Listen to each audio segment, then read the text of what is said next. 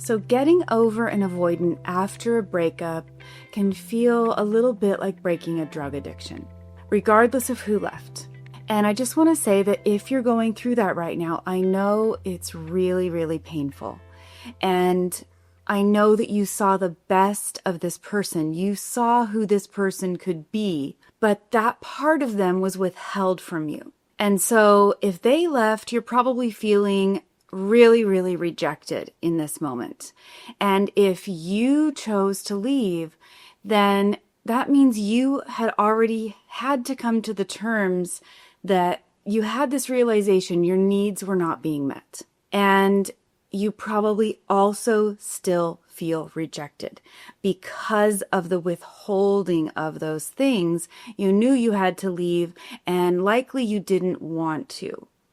And so I'm going to explain exactly what to do to get your life back, to move through this. I'm going to give you 4 really strategic steps. And at the end, I'm going to give you some bonus information that I think is going to be really helpful for you. So stick around because you want to get through this. It isn't going to last forever, but you also want to be strategic in the process. If you're new here, welcome. I'm Ketra Thompson, and I'm a Certified Master Hypnotist, a mind coach, relationship coach, focusing on attachment style. So what I've done is I've created this subconscious solution method.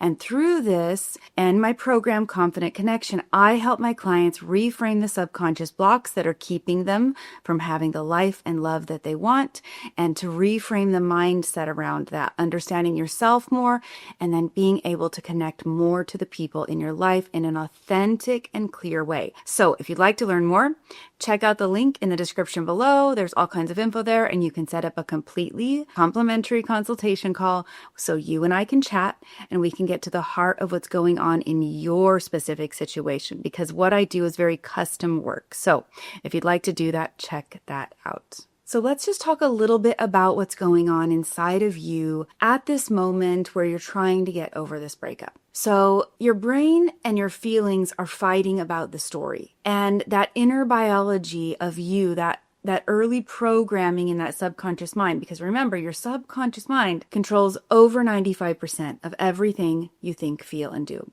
And so it's pulling up the old stories that are in that programming that might feel like I'm not good enough. And now there's proof that I'm not good enough. And this is all subconscious stuff. This is where the subconscious is really battling this out to try to prove that its programming is true, because our subconscious mind has a confirmation bias, and it's trying to look for evidence of whatever is in the programming to be true. So your attachment style is really coming into play here.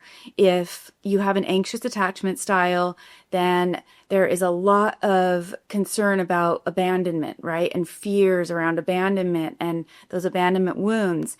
And even if you're a secure attached person, being with a dismissive avoidant can create more of the anxious parts of you to come to the surface. Sort of like things you might have dealt with or worked through and not really been dealing with for a long time kind of get re-triggered and brought up to the surface. And so there's this inner battle. And it's also confusing because typically when you fall for someone, especially a dismissive avoidant, you might have thought at one point that maybe you had the upper hand, or that you just felt really safe and secure in how they felt about you. Now, you might have seen a sense of like humility in them in the beginning, and some indications of insecurities in some ways that were sort of endearing. It might have felt like, oh, this person isn't going to hurt me. They're actually quite humble. And so you let your guard down quicker, and then they reinforced it with a lot of attention in the beginning, especially the first 5 months, and gave you the feeling that they really wanted what you want and that they were really on the same page as you. And so there's a lot of confusion that goes on as your brain is trying to make sense of it all. And in reality, they probably never felt the way you thought they felt. And you projected what you thought they felt about you onto them based on how they've treated you in those first several months. And you sort of cemented it in, but they probably never felt for you the way that you believed that they did. And so part of this process is actually killing your ego. You don't want to let this experience define your value and your worth, and your ego's sort of having a battle with you in that. So if you're questioning whether or not you're lovable, if you feel like, I don't know if I'm lovable anymore, it means all those old wounds of being unlovable, all the old abandonment stuff is coming to the surface. It's not true, but it can feel like it is. And so you want to be able to challenge the story to some degree. All of this pain and all of this hurt will actually allow you to grow if you let it. And that's the goal here. So one tip I want to give before we sort of dive into the 4 steps is that you might want to get yourself a breakup buddy. Someone who is a good friend, who is trusted, who can remind you of reality, of the truth, who isn't going to just join you in bashing this person and pointing out all of the awful bad things, but who will help you take the baby steps that you need to shift your focus. Because the last thing you want to do is reach out to an avoidant. Don't try to connect with them or contact them, because the reality is, whether you left or they left, it's very typical that a dismissive avoidant will feel an immense sense of relief when you're gone. They might be conflicted about their feelings, but the reality of the loss doesn't usually happen for quite a while, and initially they just feel relieved. Now they don't have to worry about making a decision that you were wanting them to make. Now they don't have to step out of their comfort zone and step into vulnerability and actually give that part of themselves to someone. Now they can feel the relief of the release of that pressure. And so you contacting them just makes it worse. It doesn't give them the peace and relief that they're looking for, and it doesn't endear them to you. So you really want to just not connect or have any contact with them for your own sake, not because you're punishing them, but because that's just going to give you more rejection that you probably can't handle right now. And you want to be able to focus on your healing. So quickly, I want to validate some of the emotions that you might be feeling, because I have a lot of stuff to cover here that's really, really good. But I want you to know that this is not abnormal. So you might be feeling this mental story of, I'm not enough. I feel exhausted. I feel confused. Maybe you're barely functioning because this is all consuming in your brain. You might feel embarrassed. You might feel disposable. You might feel worthless. You might sort of be in a sense of disbelief. Like, I thought I had this one thing and I don't, and I'm not quite sure what to believe about my reality or this relationship at this point. And I just want to say, all of these things are normal. Your brain is trying really hard to figure out things that are not figure-outable. They just aren't. So it's bringing up the abandonment from childhood, and heartbreak really doesn't care about logic. It's just resurfacing old wounds in the presence of a new wound, and it can feel very, very intense. And so the first thing I want to remind you of is this relationship is broken for a reason. Their trauma is part of the reason, and your trauma is part of the reason. So the complex trauma that they experienced growing up that created this protection mechanism in them, this shutdown, this disconnect from themselves that often numbs them out, isn't your fault.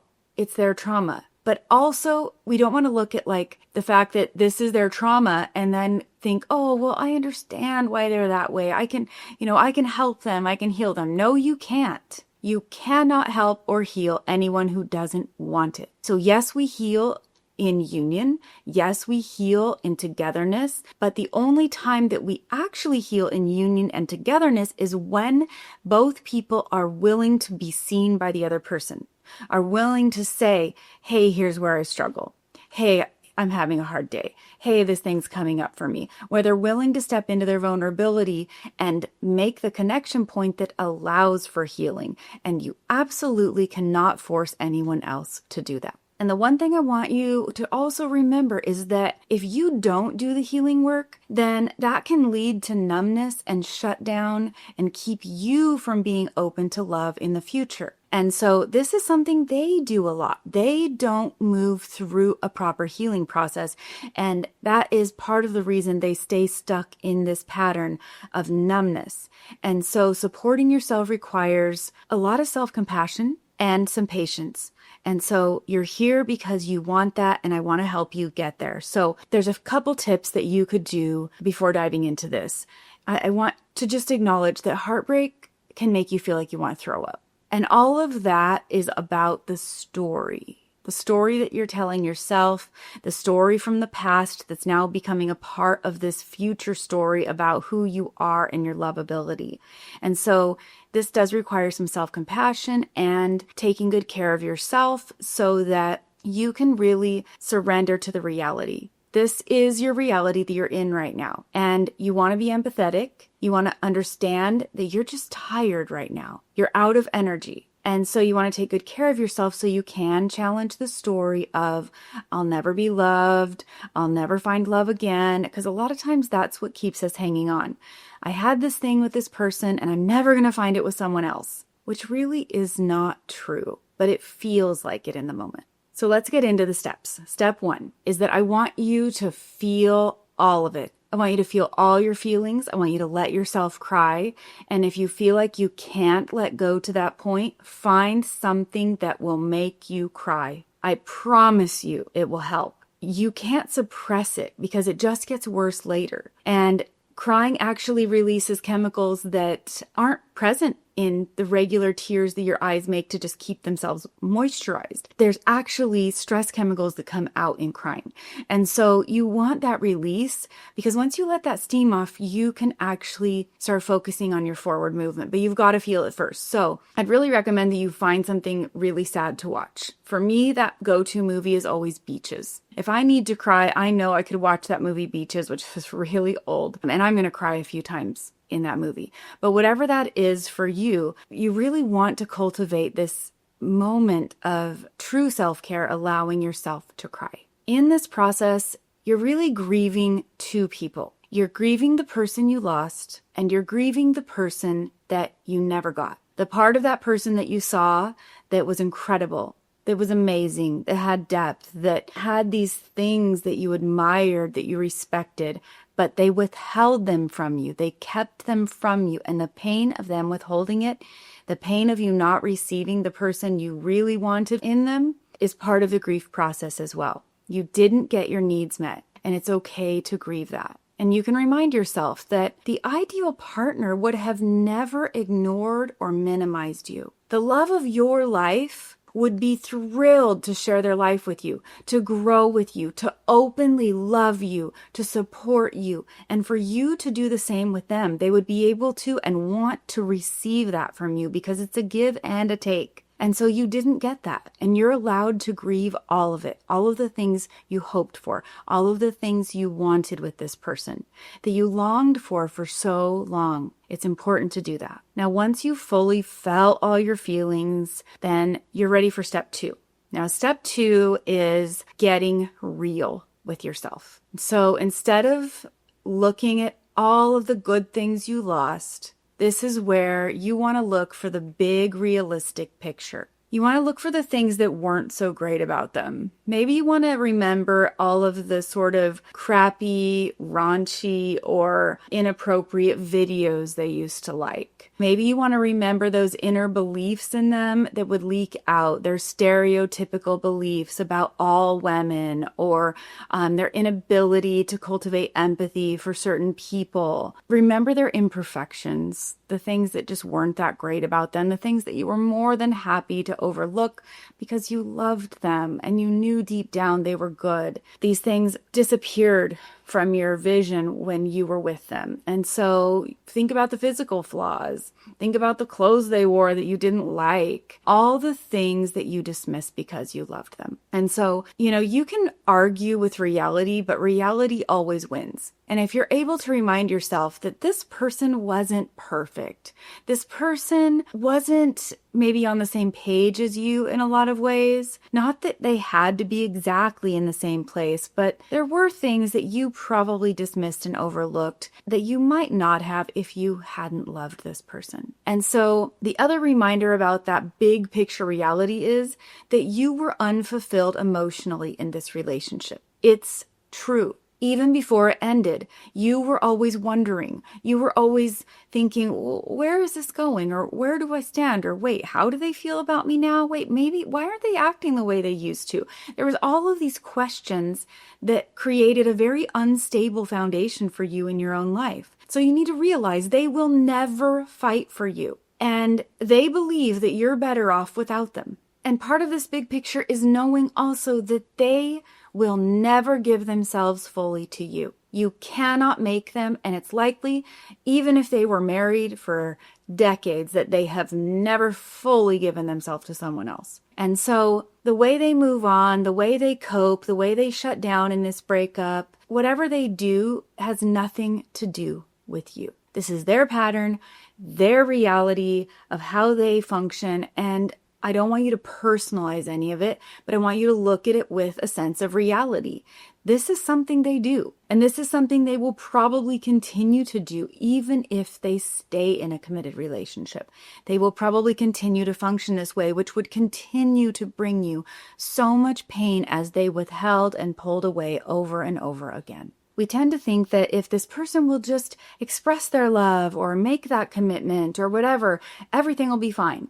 And it is not true, because you're going to have problems in life that come up again. And if they aren't willing to navigate those problems, if they aren't willing to communicate in a way that is patient and understanding about where you're coming from, and that you're patient and understanding about where they're coming from, and that they have the actual ability to share their feelings and viewpoints, then you're going to come up against this over and over again. And it's going to be a source of contention and frustration and pain as they continually withhold and they continually stay disconnected from themselves, so they can't even communicate with you. So the third step is growth and self-reflection. Now, I want you to remind yourself of all the things that you've already gotten through in the past, the things you've overcome, a lot of things you've already done and overcome in your life. And you've grown from all of it. You've learned from all of it. And you can choose growth right now too. Pain is always a catalyst to growth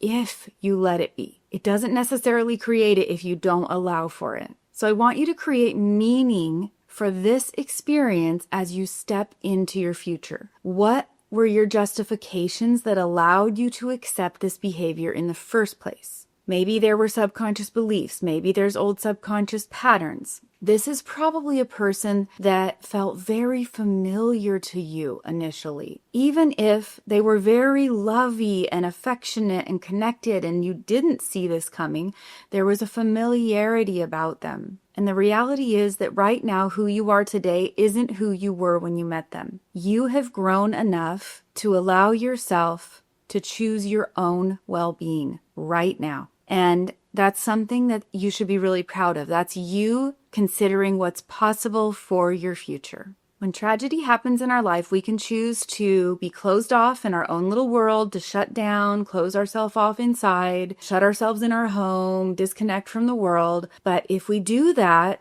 that's actually a failure. We fail to learn, we fail to grow, we fail to keep living, and essentially we end up being alive in our body, but emotionally very dead. And you have a lot of life to live.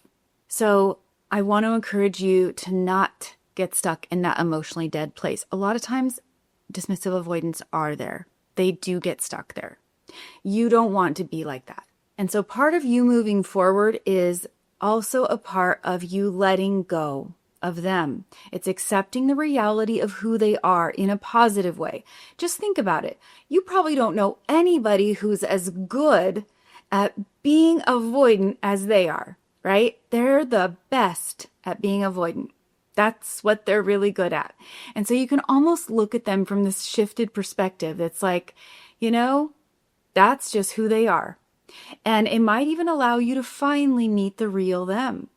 Just accepting the reality of who they are could allow a person in your life like this to show up in their authenticity a little bit more, because now you're not projecting who you want them to be onto them. You're just fully accepting who they are. And this can allow you to get that really big picture of them that will allow you to step forward, which is our step 4, and that is moving forward. Now, your life is always moving in the direction of your strongest thoughts because your subconscious is really driving this car of your life, right? But imagine, this is a really good analogy I heard recently. Imagine if you got a car, but instead of having a windshield in the front of the car, you said, no, I want the windshield in the floor. I don't need to look at where I'm going. I just need to look at where I'm at. That wouldn't be a very productive way to drive your car, right? And so once you've felt it all and you've gotten real with yourself and you've stepped into that self-reflection, now it's time to look forward. There's no longer a need for you to look at where you're at or even where you've been to a huge degree. This is where you want to be strategic about moving forward and about what you want. So, some very actionable steps in this step that you can take. You can write out what you want in great detail about an ideal partner. Now, I want you to write these things not like what they look like, what color their hair is, whatever. Leave those things out. Write the things that matter, the things that line up with your values. If they have integrity, if they're consistent, if they communicate well, if they're willing to grow, because you're not going to meet a perfect partner, nor are you going to be perfect in your partnership. But that willingness to grow and learn and actually consider that we might have been functioning in a way that isn't healthy is super important in a future partner.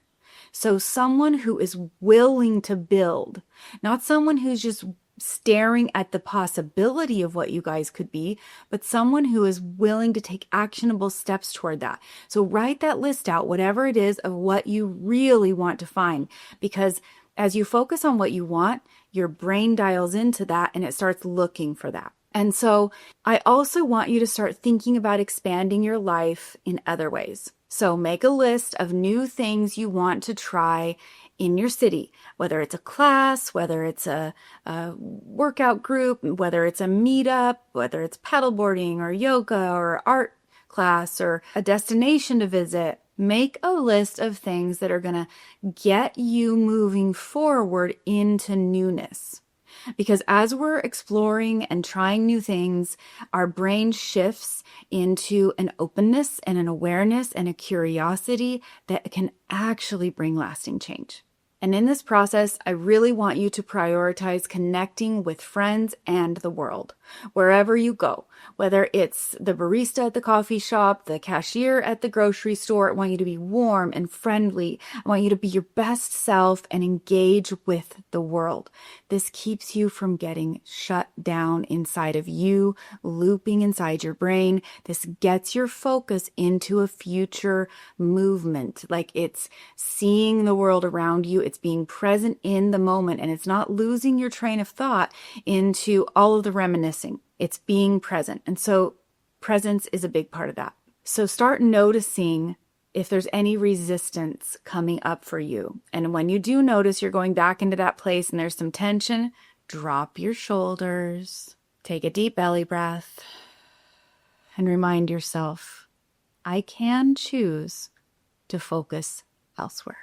I can choose to focus on my present environment, on the person in front of me, on something else. And that is a huge way to break that mental loop. And so the last thing I want to leave you with is this big thing I really want you to know, and I want you to let it sink deeply into you, is that you saw good in them and you were not wrong.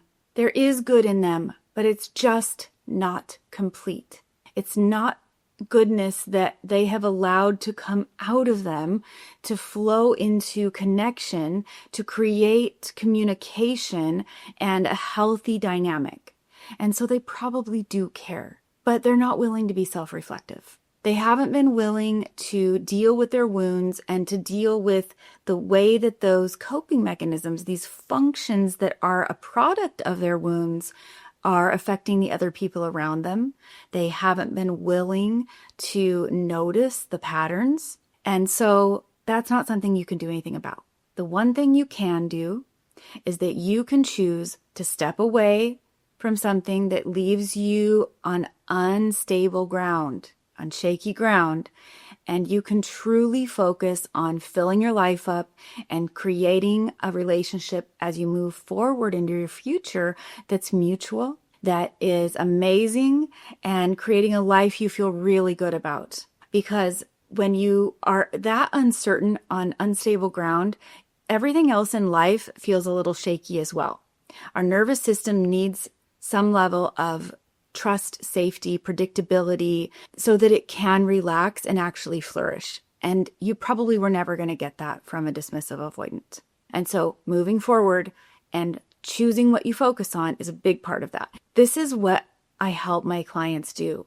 With the subconscious programming we do in the hypnotherapy process, we reframe the subconscious blocks that keep being triggered. They keep being pulled to the surface, and they keep you in this thought pattern, in this loop, in this frustration. And they also keep you repeating those same patterns because you find familiarity with people that are very similar to certain things you experienced in childhood. And so we break that by reframing those subconscious beliefs and giving people a new way of being that's more authentic and more centered to who they are. So again, if you'd like to learn more, there's links in the description below.